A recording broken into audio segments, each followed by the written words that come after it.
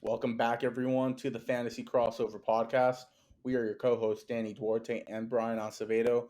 We're coming back at you guys in the middle of the tip-off week with just our feedback on what we've seen so far, some in terms of just overall gameplay, and then what we see moving forward for fantasy players. So top waiver ads, players to watch out for, players that we're both either bullish or bearish on, and then we're going to preview the weekend game. So Thursday, Friday, Saturday, and Sunday. So without further ado, Brian's going to do a quick recap of the previous games that we've been watching. Yeah, so opening night was Tuesday. Obviously, as everybody knows, the big primetime game was Nets Bucks. Bucks got their rings, which were pretty damn flashy, I got to admit. We'll get right into the player recaps, though. Some guys that stood out, big stars, and then some other guys that maybe we didn't expect. So we'll start with the Nets. Kevin Durant gave you 32 points, 11 rebounds, and 4 assists on 13 of 25 shooting. It's what we've come to expect, really, from KD. Super efficient game. He did kind of start off a little rough. It looked like Milwaukee did a good job kind of making him uncomfortable, but as the game went on, I mean, this guy just finds shots anywhere. He made 3 threes, he had 2 blocks, all in just 30 minutes. If the game didn't turn to such a blowout towards the end, I think KD could have even gotten you more, but really, really good sign for KD managers for sure. For his counterpart, James Harden, he had 20 points, 8 boards, and 8 assists. He had a really good shooting night from 3-point land, shot 4 of 8, but wasn't as strong from the rest of the field. He was 6 of 16. He did give you some defensive stats, though, 2 blocks and a steal, and that was all in 31 minutes. He did look a little rough towards the end of the game. A lot of those points kind of came towards in that first half. So, maybe a little bit of rust, maybe a little bit of fatigue as he kind of gets his basketball legs back. But all in all, you really can't complain with like a 28-8, almost triple double from the beard. The two guys that I think stood out, first and foremost, he's obviously a guy that we're going to talk about later in waivers, Patty Mills. He got a great 21 points off the bench and was like a really much needed spark plug for Brooklyn to kind of stop the bleeding at the beginning of the game. He shot 7 for 11 with all 7 of those threes coming from the 3-point land. He's definitely going to be a high-end 3-point streamer. He's worth rostering in pretty much every league, honestly. As long as Kyrie Irving is out, Patty Mills is going to be someone to keep an eye on for sure. Nick Claxton gave you 12 points and 7 boards. Didn't give you any defensive stats, but I can kind of anticipate he'll probably start to get you some more blocks as more games are played. No one else in Brooklyn, funny enough, ended in double digits at all when it came to scoring. And I was surprised to see that Bruce Brown only played 4 minutes. Last year, he was a heavy part of their rotation, but only 4 minutes, kind of played in sporadically. It was kind of interesting to see Steve Nash use him that way. What'd you kind of see from Brooklyn, Danny? So basically, just to echo on your sentiments, a lot of it's always obviously going to be centered around the big duo of Harden and KD. I'm very fascinated to see how Steve Nash continues to just play around with the line of rotations. You have key guys such as LaMarcus Aldridge coming off the bench. He didn't contribute much, but moving forward, can he be a contribution? Obviously, we're talking about an all-star, all-NBA player, kind of past his prime, but still can contribute. Blake Griffin as well. What is his relevancy to this team? And you mentioned Bruce Brown. He was a heavy contributor last year, but also I'm curious to see Cam Thomas. This is a rookie they were very high on. He performed great in the preseason and in the summer league.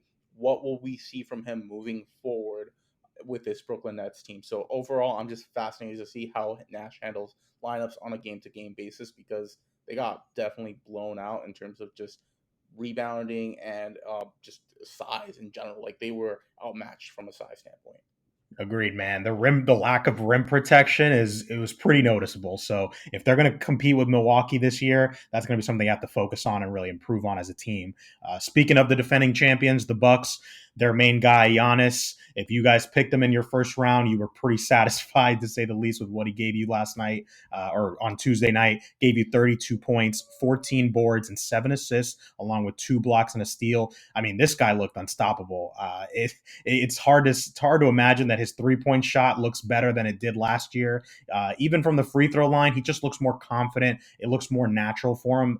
If Giannis can get his game to that level, I mean, it's lights out for the rest of the league as far as I'm concerned. And he definitely wanted to prove a statement to show that last year wasn't a fluke. And I think he did a good job of setting the tone for the season. Meanwhile, his partner, Chris Middleton, 20 points, 9 boards, 3 assists, gave you efficient shooting as always, 8 for 17 from the field. You just know what you're going to get from Chris. He is a really solid wing to have, especially in that small forward range where there's not a lot of those high end small forwards after the big names. So Chris Middleton, you can probably count on similar stats like that for most of the year.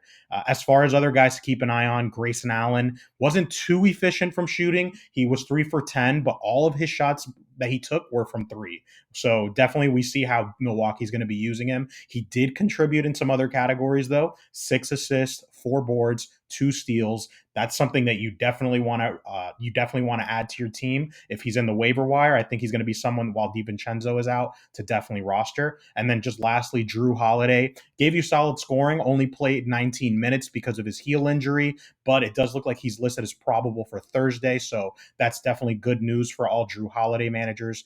All in all, can't complain with what you saw from Milwaukee, man. They look really sharp. They look excellent defensively. They played with high intensity, and it starts at the top with Giannis, man.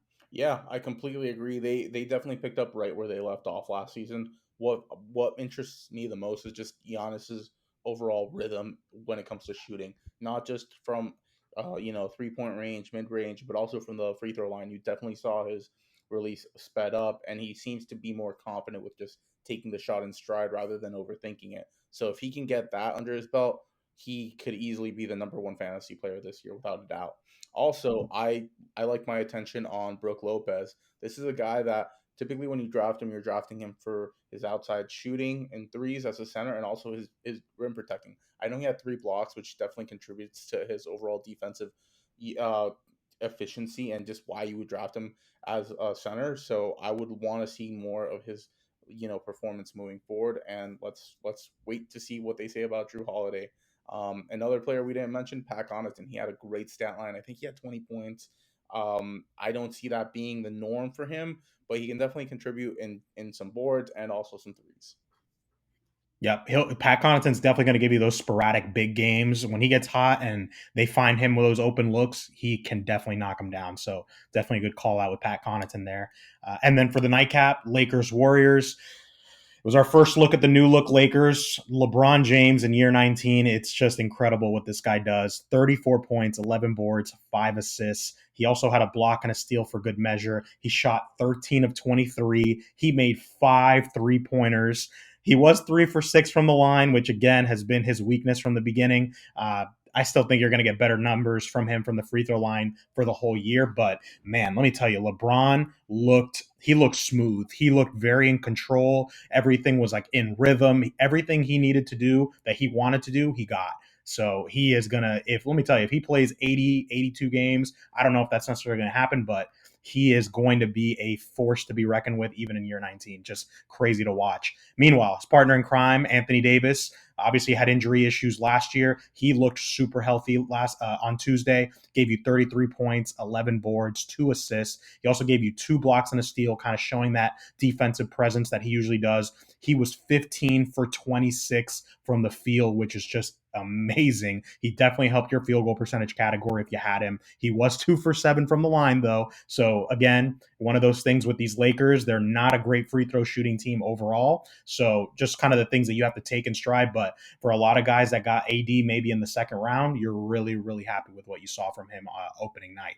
And then the other big star from the Lakers, Russell Westbrook had big struggles on Tuesday. He had 8 points, 5 boards, 4 assists, gave you no defensive stats. He shot 4 for 13. He didn't get to the free throw line at all, although there were some questionable calls that I could argue he probably deserved one or two of those. And he was 0 for 4 from 3-point land. Rough start. Danny and I kind of talked about this. It's going to be a little bit of a struggle for the new look Lakers as any new big three, as everyone starts to kind of integrate themselves in the offense. Look like LeBron and AD looked healthy. Russ, we got to get him there. Yeah, the thing that I noticed the most was just the defense or lack thereof for the Lakers in that game. You saw them essentially give up 120 points to the Warriors that don't even have Klay Thompson right now, so they're a man short. To your point, Russell Westbrook, I think we're pretty aligned. He's going to get it together. It's just first game. We're not going to look into it that much. But someone that surprised me off the bench was Carmelo Anthony. I loved kind of the spark plug that he gave in. He had 9 points, 2 assists, 4 boards. I think that Carmelo can be a great six man for this team moving forward. And if he's in your fantasy league, if it's a deeper league, he might be someone that may be worthwhile taking off the waivers. Uh, but something that I noticed that was kind of interesting though was DeAndre Jordan. He started. He really didn't contribute much, if I have to say so. I think Dwight was more of a factor off the bench, and it'll be interesting. I assume they started DeAndre from a defensive standpoint, but maybe Dwight might be the move moving forward. It'll just be interesting to see how Vogel, who's clearly known as a defensive minded coach, kind of pivots based off of this game's performance. Yeah, man. Good point. Good point. Especially Dwight, man. Dwight he's one of those guys he's just really hated on, but he still contributes and he gives you really good minutes while he's out there. He's not obviously Superman like he used to be, but when he plays, he gets you rebounds, he gets you blocks. It's something that you can definitely count on as well as defensive intensity. So, and on the other end, the Warriors. So Chef Curry, triple double and the win, even though in spite of some inefficient shooting, which is kind of uncharacteristic for him, he shot 5 for 21 from the field, still gave you 21, 10, and 10, though. He was 2 for 8 from three. And I think most importantly, and something to keep an eye out for Steph Curry managers, he did that all in 36 minutes played. So it definitely looks like Steve Kerr is no real minutes restrictions for Steph, at least not this early on, which is good to see, especially while Clay is out. I think Curry is going to be getting a lot of minutes. I think we're going to see better shooting performances from him. I think there's no doubt about that. But you do love to see the rebounds and the assists heading up into the double digits for sure. Meanwhile, Jordan Poole looking like a steal if you got him in the draft or if you added him in waivers. Based off of what we saw from him in the preseason, he's kind of continued that on Tuesday night. Gave you 20 points, shot 8 of 18 with 4 threes made. He also chipped in 3 assists and gave you a couple of boards. Jordan Poole looked confident, man. Every time he wound up to take a shot, he looked like he thought it was going in. They definitely gave him the green light over there in Golden State, and he's going to be someone that if he is not rostered in your league, I highly recommend you go out and pick him up at least in the meanwhile till Clay comes back. Draymond Green gave you the typical Draymond game, 6 points, 8 boards, and 6 assists. You know what you're going to get from him. Not a great shooting performance, obviously. Shot 2 for 5, but Draymond is obviously going to fill up a lot of categories for you. And then a sleeper that came off the bench that I don't think Danny and I don't think we saw him coming, Bielitsa. 15 points, 11 boards, 4 assists on 6 of 7 shooting, and a 3-pointer made. How sustainable is it is my real big question. This might be his best game of the year, and it wouldn't surprise me. But man, if you picked him up in waivers this week, he could be someone to really keep an eye on. Yeah, no doubt, no doubt. I think that all in all, the Golden State bench is going to be kind of rotating in terms of who gets the green light and who puts up these stats. It can definitely be either Bielitsa, Iguodala, Otto Porter, even Toscana Anderson can definitely chip in. I think the biggest surprise, and you touched on it, was Poole. I don't know if he can continue this. I know a lot of people are very high on him with possibly being the most improved player later on in the year. Definitely while Clay's out, he's going to put up numbers, but I think Andrew Wiggins kind of disappointed. He only had 12 points and 7 boards. Maybe this is just because Poole had the green light and it was a matchup problem, but will Wiggins contribute more and Poole contribute less on other games? It remains to be seen. But overall, I think the Warriors played a great game, and they're definitely going to be a playoff bound team if they continue this type of performance. Yeah, man. Real quick on Wiggins, by the way, there was a 3-on-1 fast break where he had two guys go to the corner and the wing for threes, and Wiggins kind of forced the ball up. Just frustrating basketball IQ from Wiggins, man. You hope to see better from him this year. Hopefully, man. I know a lot of people are still holding out hope. He was a first overall pick several years ago. He does have a massive max contract, and just holding out hope that he can kind of live up to that payment. All right, guys, moving Yeah. forward. So next we're going to discuss top waiver ads. So just to clarify, what we're looking at is essentially the most added players across different leagues. We looked at just different platforms. So I'm just going to give you top 10 player ads. So first we have Bielitsa, who's currently rostered at 21% of leagues. Then we have Patty Mills, obviously, no doubt, 23% of leagues rostered. We also have players like Davion Mitchell, from the Sacramento Kings, rostered in 30% of leagues. Precious Achua from the Toronto Raptors, rostered in 37% of leagues. Lou Dort, who's rostered now at 52% of leagues. Pat Connaughton, who we also discussed recently, rostered in 6% of leagues. Tyrese Maxey, who's actually starting for Ben Simmons, rostered in 40% of leagues. Then we have players like Victor Oladipo, rostered in 33% of leagues. Monte Morris, who I believe is going to be the starting point guard in Denver, rostered in 31% of leagues. And Jamal Murray, who is, again, out, rostered in 46% of leagues. So it looks to me like a mixture of just um, recent performance bias, also guys out that people see starting in future lineups, and also just stashing away certain injured players. Yeah, and really quick on Jamal Murray. I mean, I guess if you have an IR spot and you want to use it on Jamal, I mean, I guess that's fine. To be honest with you, though, I'm not the biggest fan unless you have multiple IR spots because you guys got to understand. I know the season just started, but there's going to be injuries. There's going to be got hits to big players on your teams. You have a guy that's going to return from an ACL injury in January, maybe February. Are you sure? I would really just think about, do you want to really use that IR spot? Obviously, if you don't get any injuries, then it could be a good strategic move. But I get the feeling that at some point Jamal Murray might have to be dropped if you get some injuries that start to pile up on your team. So that's definitely something to just have in mind for sure. And then another guy I wanted to touch on, Tyrese Maxey. You just got to keep an eye on the situation.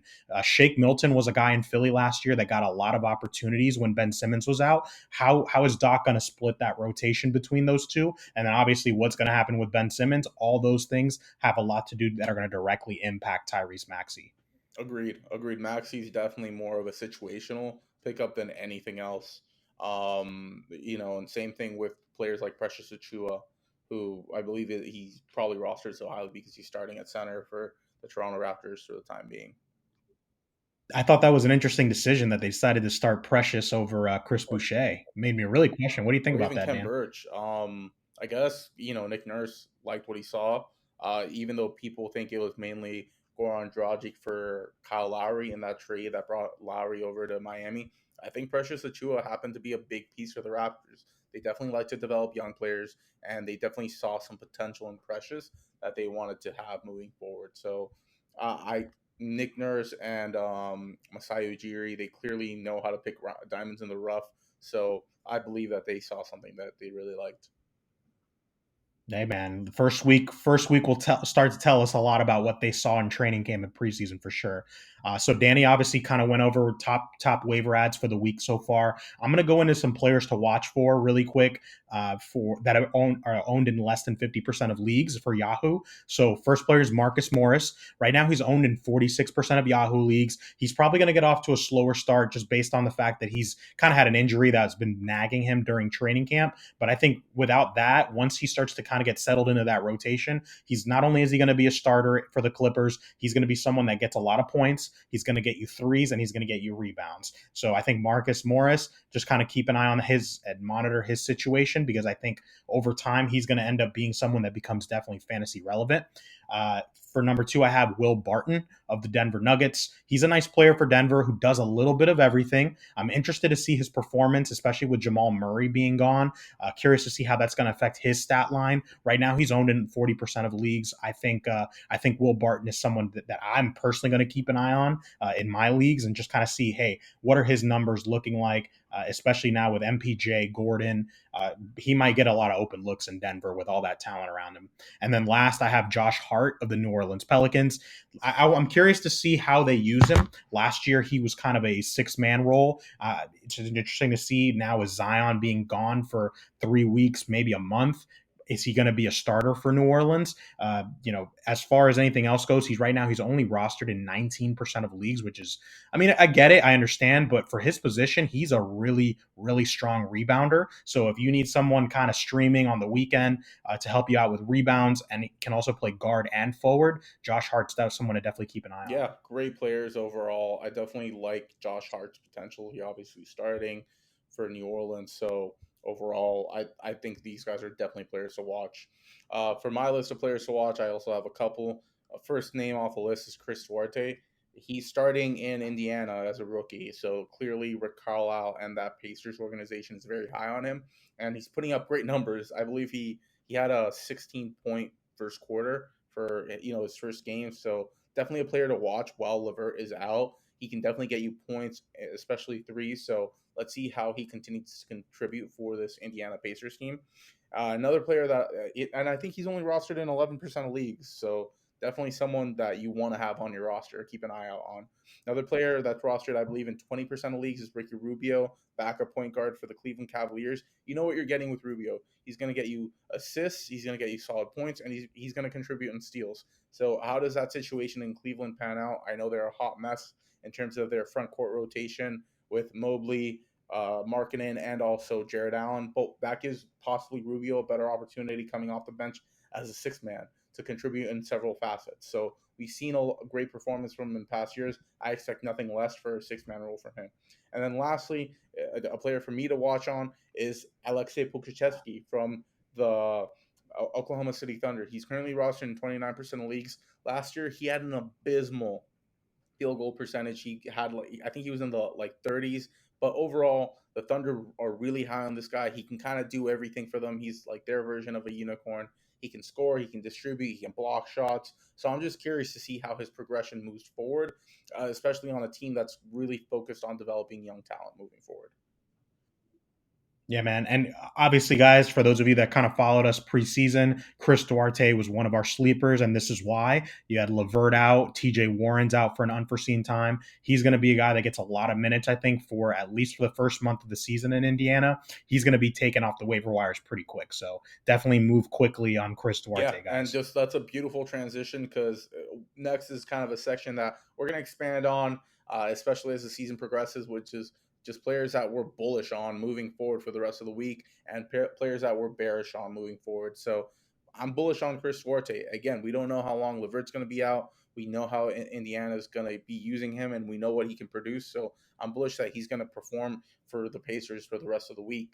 And then a player that I'm very bearish on and just kind of like staying away is Marvin Bagley. We saw the note that his agent put out with regards to the Sacramento Kings, leaving him out of a rotation.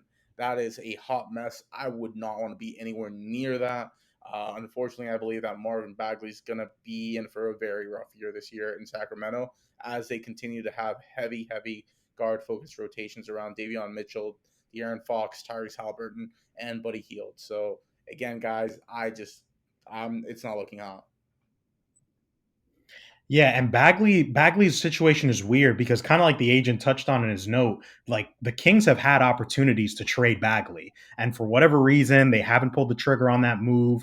I mean, it's very in a weird way. It's almost similar to the Ben Simmons situation in Philly because Philly, I think, has also gotten some decent trade offers. Maybe not a Damian Lillard for Ben Simmons, but definitely got good value back, and they've chosen to not go with that. And now both situations, you have upset players, frustrated agents, and obviously now you have fantasy managers that maybe drafted Bagley hoping to take a flyer that are just kind of sitting and waiting to see what's going to happen. I mean, it's a tough situation right now. I agree with you. I'd stay very far away from Marvin Bagley until there's some sort of resolution over there in Yeah, Sacramento. so again, this is just a section that we're going to continue to expand on as the season progresses, guys.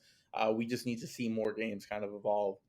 All right, and lastly, we have our previews for the upcoming weekend slash second half of the week games. So first off, we have on Thursday 3 games. The games that I'm really focused on and looking out for is the Atlanta Hawks versus the Dallas Mavericks. I'm excited to watch the Trey versus Luca matchup. They're always going to be mentioned one with the other, just given that draft night trade. I'm also really focused on just how Jason Kidd uses Kristaps Porzingis and Luca.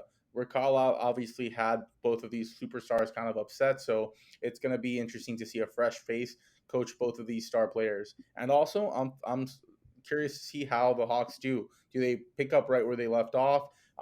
From last year, they did keep most of their core for the most part intact. So will they get hit the ground running and continue to perform very well?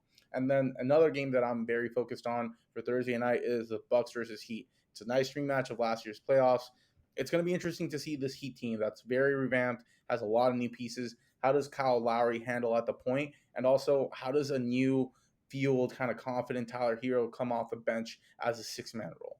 Also, we're expecting Drew Holiday to play on Thursday. He's probable with that heel contusion.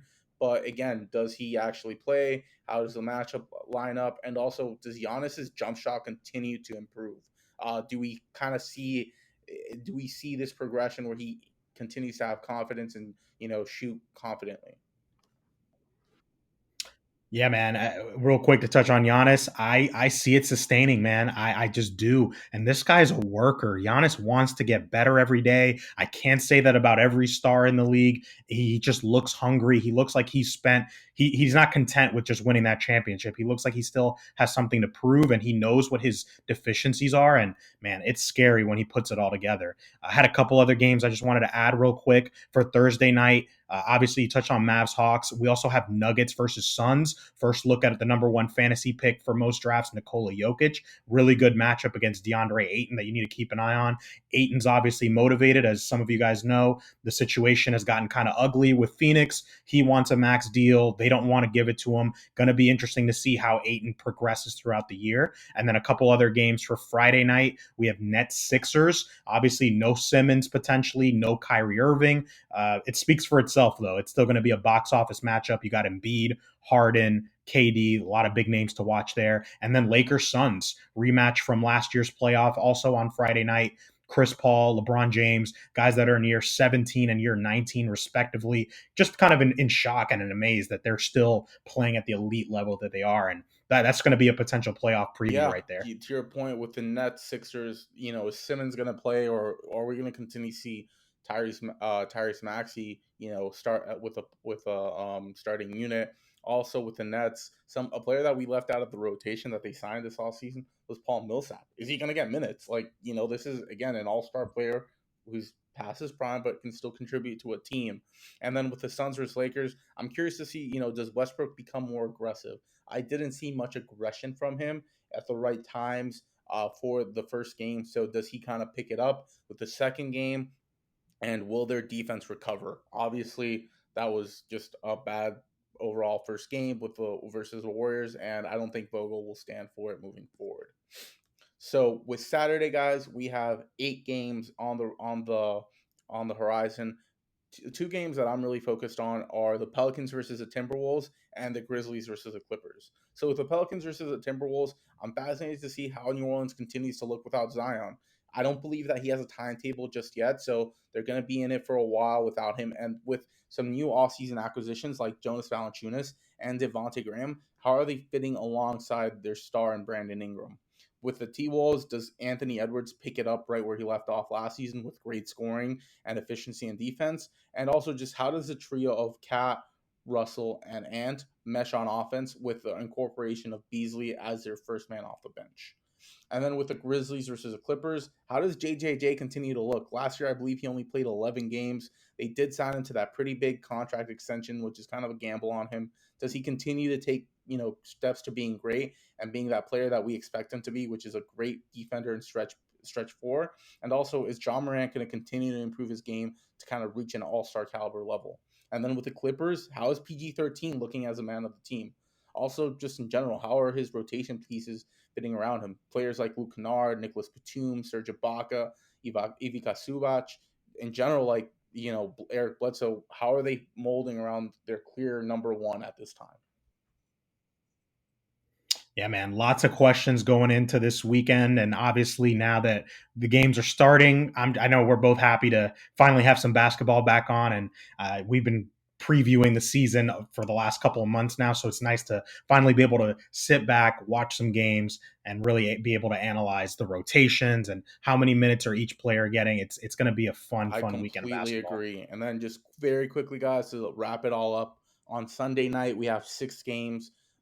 2 games that I'm very fascinated in looking at are the Magic versus the Knicks and the Celtics versus the Rockets. So with the Magic versus the Knicks, how is Jalen Suggs and Wagner looking on this team? Also, how are they dealing with their center battle between Wendell Carter Jr. and Mo Bamba? And then for the Knicks side, is Julius Randle going to continue to be the super high usage power point forward that they've been, recently using? And just how are Evan Fournier and Kemba Walker being focal points on this team? Also, is Nerlens Noel going to be back to kind of have a center minute split between him and Mitchell Robinson? And then from the Celtics versus Rockets standpoint, I'm fascinated to see Ime Udoka continue to mesh this team alongside Jaylen Brown and Jason Tatum.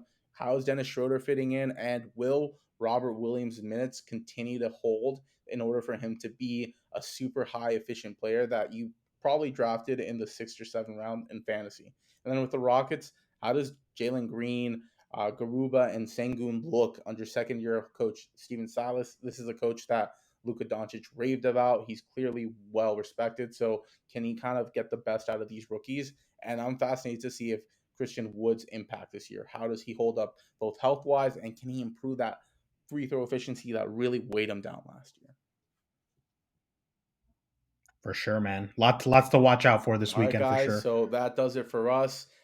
Just if you're listening to us on a podcast streaming service, whether it be Apple Podcast, Spotify, Google Podcast, whatever platform, give us a follow. That way you're up to date with whenever we drop our most recent episodes. And then if you're on YouTube, make sure to subscribe, like our video, comment. It helps with the algorithm, and we just appreciate all the feedback, and interact with us on social. We're on Instagram, we're on Twitter at Fantasy Crossover. Just we're constantly putting posts up of just new things, such as players that are going to be out, or our thoughts and on certain situations. So until next time, guys, take it easy.